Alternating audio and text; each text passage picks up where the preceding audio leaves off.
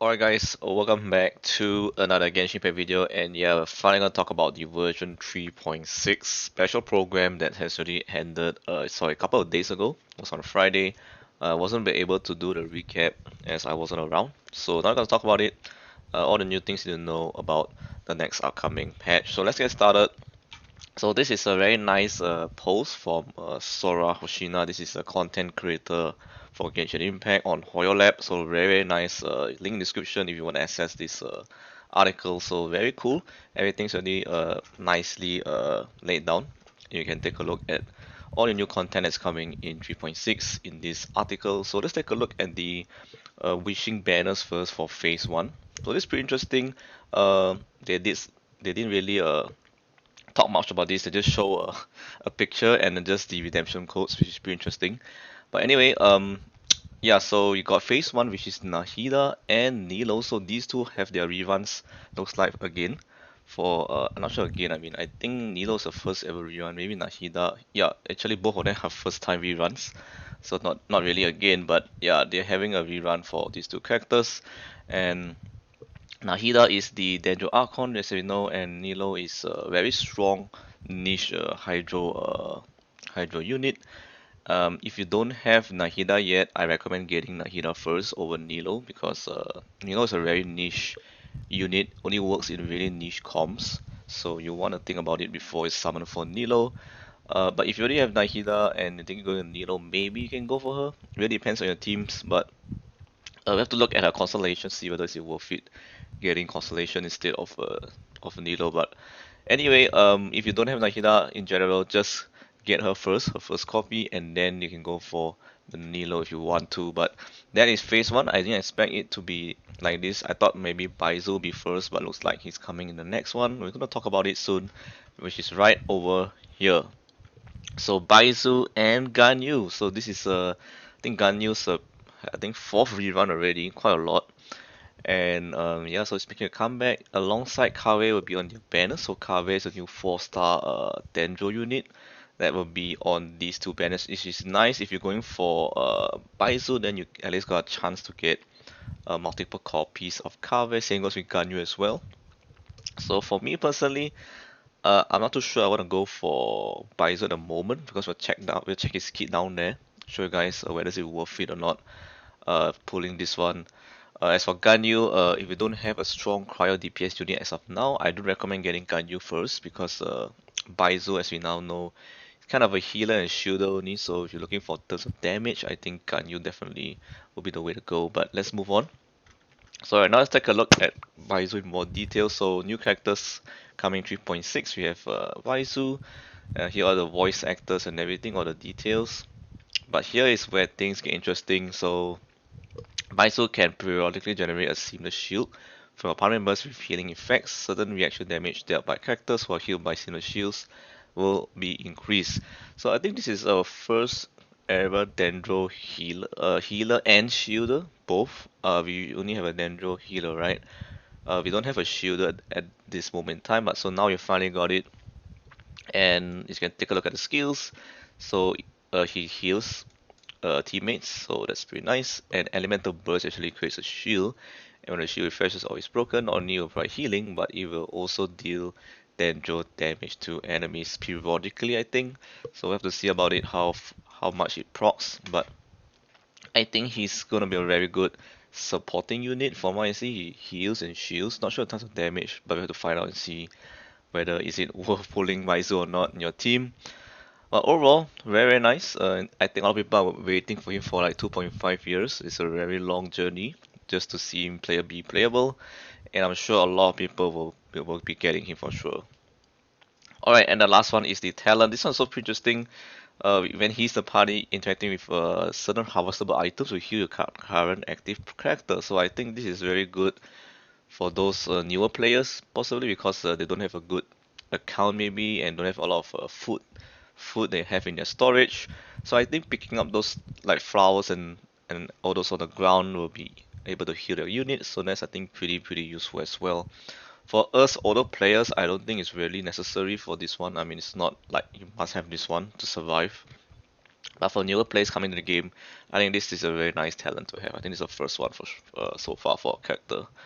Let's go to the next one, which is Kave. So Kave is a 4-star Dendro Claymore user.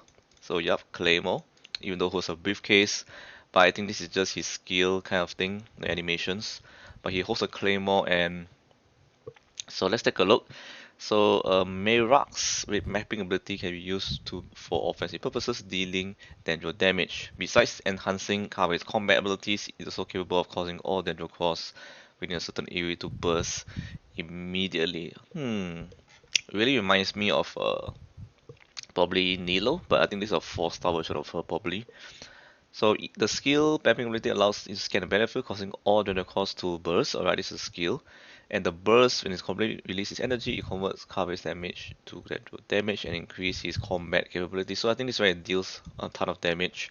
And the exploration talent, when it comes landscape building or courtyard type furnishing, is 100%. Okay, this one is something like I think Yoimiya, but instead it's landscape building and courtyard stuff.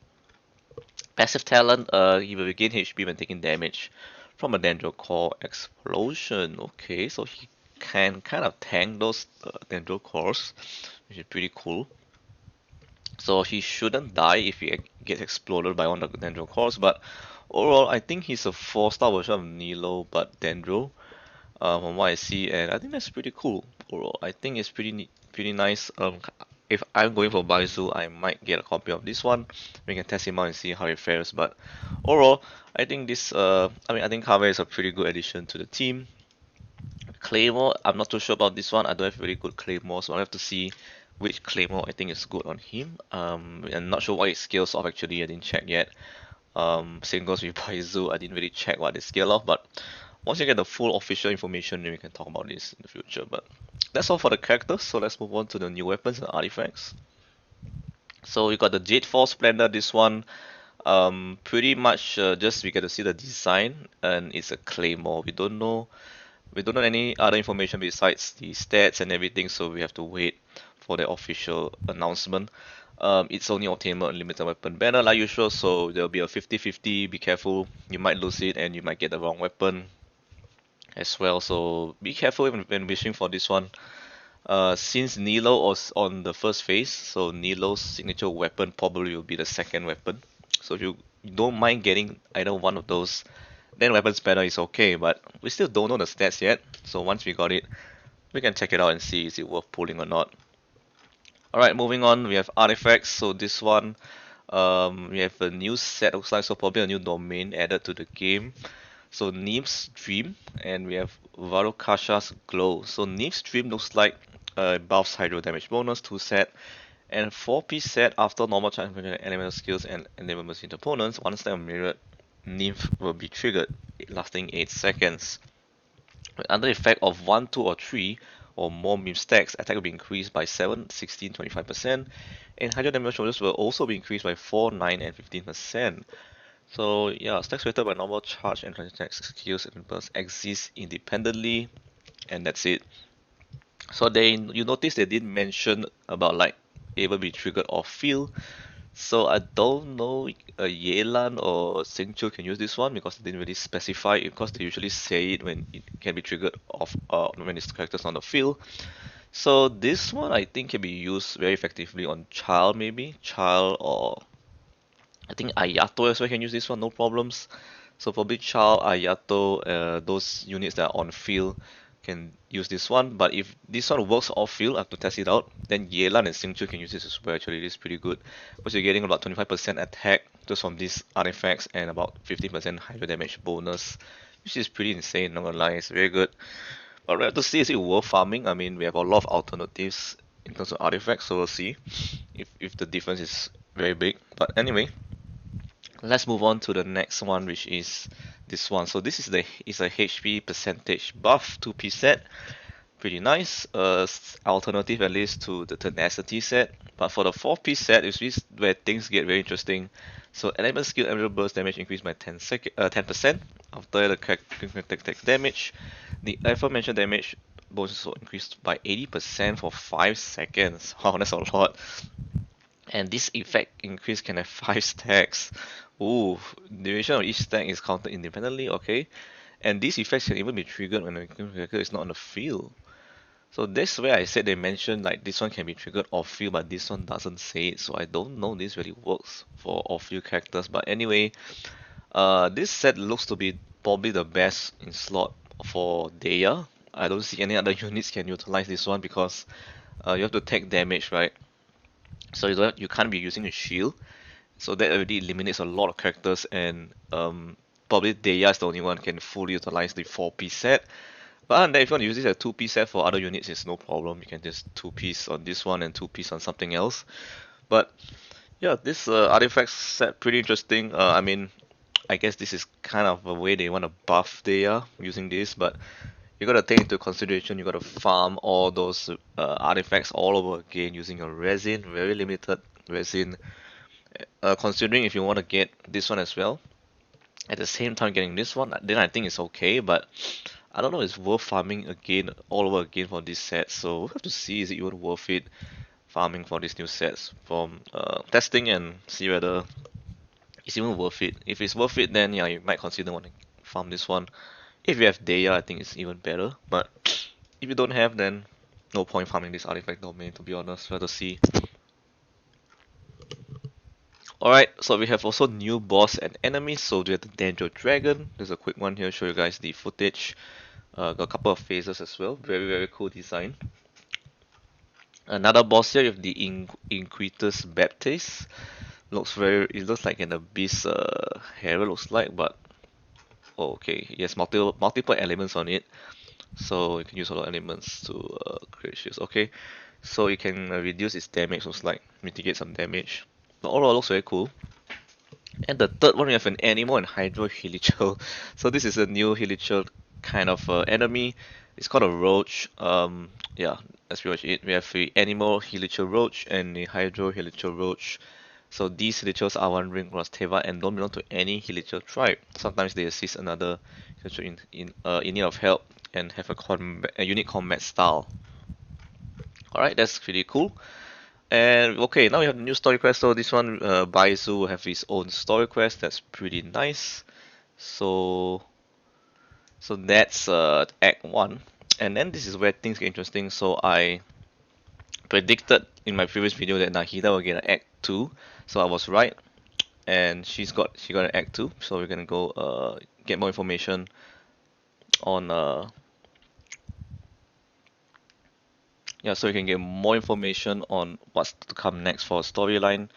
And yeah, you can learn more about the Dender Dragon, the new enemy, which is on top over there. And that's pretty nice. So let's move on to the next one. We have the Hangout event. So Hangout is making a comeback, looks like. We have multiple ones already in the previous patch. So Layla looks like will have her own Hangout events. Alright, now let's talk about the in-game events. So the main flagship event is the Parade of Providence. So you get a free Farazan for just joining this event, and a crown inside and a bunch of rewards as well. Pretty nice. This is like the modes. Looks like we have a Sino mode, Kave mode, and so on. So it looks like each character has their own game mode, which is pretty interesting. This one is unknown. You can see a sample of this one. I think this is Layla's one. Pretty nice mini game. So I'm not gonna show too much. We're gonna skip ahead to the next event. So this one, this is the Fulminating Sandstorm. Get a bunch of rewards as well just by joining this event.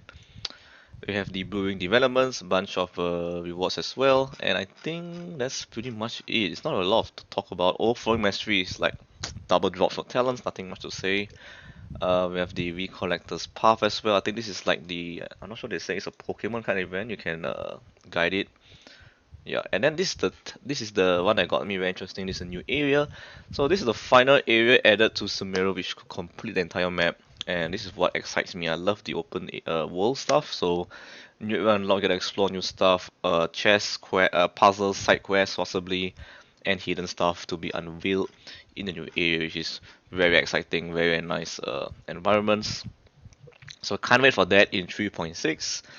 And lastly, we have new music. So if you like the music in Genshin Impact, they're always top notch. So Sumeru, they will be adding a second Sumeru OST, the Unfathomable Sand Dune. So this is going to be added into probably on Spotify. Will be released on Spotify or I think on Spotify only, right? Yeah, probably on Spotify and on YouTube as well. So stay tuned for that, and that's it. So that's the end of the entire 3.6 recap of the parade of Providence. What do you guys think? In my opinion, there's a lot of new stuff we get to can expect this new patch. Especially we have Baizu, Kawe, which is quite exciting to see test out some new units. What excites me as well, obviously, is the Nahida story quest, which is this one. So Naina's story quest is very exciting for me. I'm coming to play her story quest, and obviously the events and the new area. So this is what is exciting for me in 3.6, and I can't wait to try it out once it drops. What do you guys think of 3.6? Is it not enough content, or is there a lot of things to do or not?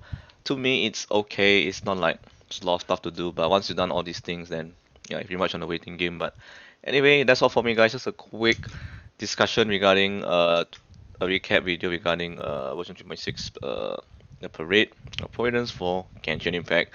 So thanks for watching, guys, and I'll see you guys in the next one. Peace.